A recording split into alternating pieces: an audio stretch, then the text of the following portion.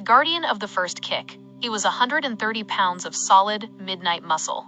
A Cane Corso named Draco, with paws that looked like they belonged to a bear and a head as strong as a block of stone. To the outside world, Draco was a dangerous breed, a creature built for guarding gates and iron chains. They saw a liability, a threat, a shadow on the sidewalk that made people cross the street. But Draco was waiting for a heartbeat that no one else could hear yet. It happened on a quiet evening when he was only 5 months old. He walked over to Tasha, who was 5 months pregnant, and he did something that shifted the entire energy of the house. Without a sound, he pressed his massive, heavy head directly against her belly. The baby kicked for the very first time. Draco froze, as if he had just been given a sacred command.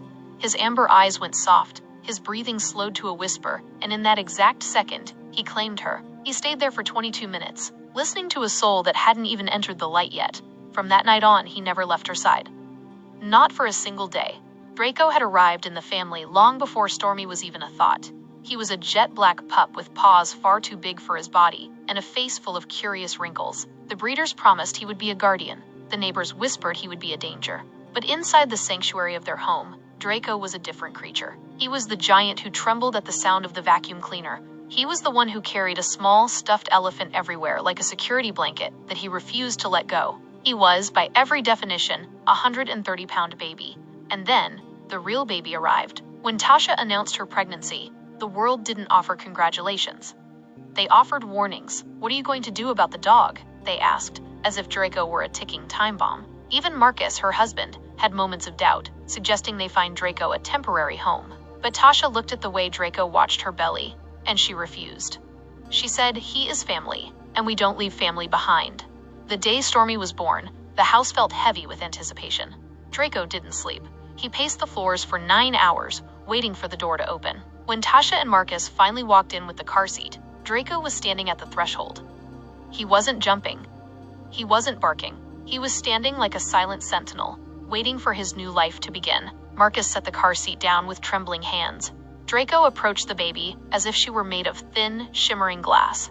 He sniffed the edge of the blanket, then he touched his nose to her tiny, curled fist. Then, he let out a long, shuddering breath. It was the sound of a protector who had finally found the one he was born to serve. For the next 3 days, he refused to leave her side, even to eat or sleep. As Stormy grew, Draco became her living shadow.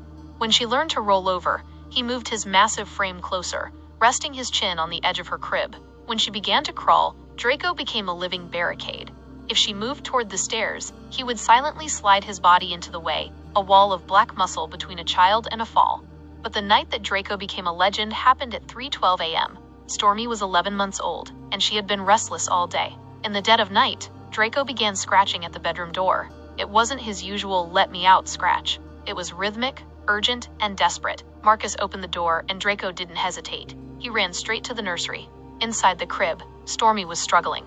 She was making a sound that froze the blood in their veins, a harsh barking cough like a seal gasping for air. It was a severe case of croup. Her tiny airway was swelling shut. The doctors later said that catching it in those first few minutes was what saved her life. Draco hadn't heard a cry, because there was no air for a cry. He had heard the change in her soul. He knew she was in trouble before the monitors, before the parents, and before the darkness could take her. Today, Stormy is 2 years old, and Draco is her best friend. The first word she ever spoke was Dago, her name for the giant who guards her sleep. She dresses him in ribbons. She steals his stuffed elephant, and he lets her, with a patience that defies nature. She falls asleep against his side every night, her tiny hand lost in the fur of his massive paw. Draco still patrols. He still blocks the stairs. He still watches the door, because some dogs don't just live in a house. They claim a family. And once a Cane Corso decides you belong to him, there is no force on this earth that can break that bond. If this story of Draco's heart moved you today, please like the video and subscribe to our channel for more stories of loyalty. Is this love or pure instinct? Tell us what you think in the comments. Thank you for watching, and we will see you in the next story.